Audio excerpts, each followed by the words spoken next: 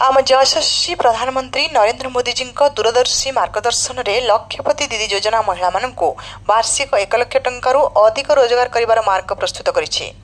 यह केवल रोजगार कथा नुहे परंतु यार मूल उद्देश्य हेउछि महिला मानक आर्थिक स्वाधीनता देवा एवं ग्रामांचल महिला मध्य नेतृत्व भावना जागृत करियो बोली मुख्यमंत्री श्री मोहन चरण माझी आज राष्ट्रीय लक्षपति दीदी सम्मेलन 2025 अवसर में कहिसेंति। सूचना योग्य जे लोकसभा भवन कन्वेंशन सेंटर ठारे मिशन शक्ति विभाग पक्षर आयोजित यह सम्मेलन में देशर 25 राज्य और केन्द्र शासित अंचल लक्षपति दीदी और सरकारी अधिकारी माने जोग देथिले। मुख्यमंत्री कहिथिले आजिर यह सम्मेलन केवल आम पई उपलब्धिर उत्सव नुहे बरं यह हेउछि आमर महिला नेतृत्व प्रति संकल्प। महिला मानक शक्ति और उद्यम परिवार और देशर भविष्य को सुदृढ़ करिथाए। लक्षपति दीदी योजना केवल एक कल्याणकारी योजना नुहे, यह हेउछि एक समावेशी और स्थायी विकास रणनीति।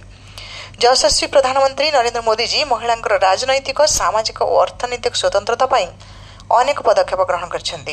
राजनीतिक क्षेत्र में महिला मानक प्रतिनिधित्व पाई नारी शक्ति बंधन अधिनियम संसद में पारित होइछन्ती। यह माध्यम आगामी निर्वाचन में अति कम 33% महिला लोकसभा और विधानसभा को निर्वाचित होई आसिबो बोली से कहिथिले। मुख्यमंत्री पुणी कहिथिले ओडिशा लक्षपति दीदी मिशन को प्रतिबद्धतार सह कार्यकारी करिछि। प्राय 17 लाख महिला को लक्षपति दीदी भावे गढ़ी आज ओडिशा भारतवर्ष में प्रथम स्थान अधिकार करछि। एही सफलता आम स्वयं सहायक गोष्ठी महिला निष्ठा, मिशन शक्ति एवं ओडिशा जीविका मिशन रो आंतरिकता और तृणमूल स्तर में दक्षतापूर्ण कार्यर फलस्वरूप आमको मिली। से आहरी कहिथिले ओडिशार समस्त महिला स्वयं सहायक गोष्ठी महिला मानक पई 10 लाख टंका पर्यंत बिना सुधरे ऋण उपलब्ध करा जाउछि। रिवॉल्विंग फंड सहायता को 15,000 टंकार बढ़ाई 30,000 टंका को करा जायछि। कम्युनिटी इन्वेस्टमेंट फंड को बढ़ाई 35 लाख टंकार 60 लाख टंका को करा जायछि। यह द्वारा एसएचजी सदस्य माने निज व्यवसाय और जीविका को आत्मविश्वासर सह आगको नहीं पारुछन्ति।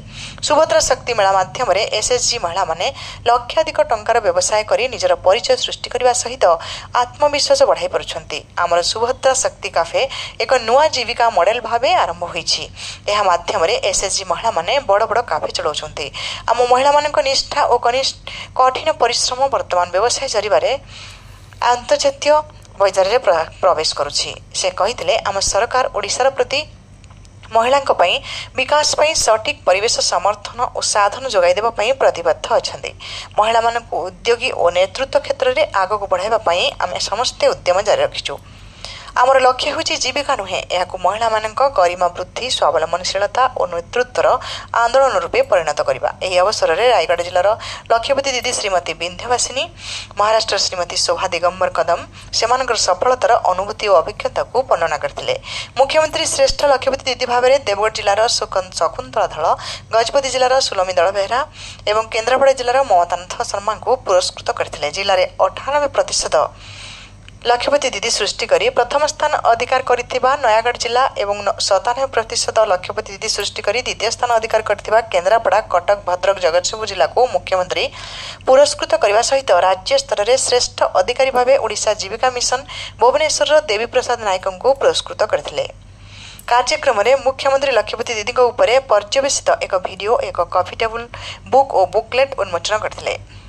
उपमुख्यमंत्री तथा महिला और शिशु विकास मंत्री श्रीमती प्रभाती परिडा उद्बोधन दे कहिथिले जे लक्षपति दीदी योजना केवल एक कार्यक्रम नुहे, यह एक आंदोलन जहां महिला मानकु घर चारि कांथ मध्यरु बाहर करी विकास सूत्र जोड़ुछि। एही लक्षपति दीदी सृष्टि कराइबारे ओडिशा लगातार भावे एक नंबर 1 स्थान रे रहिछि।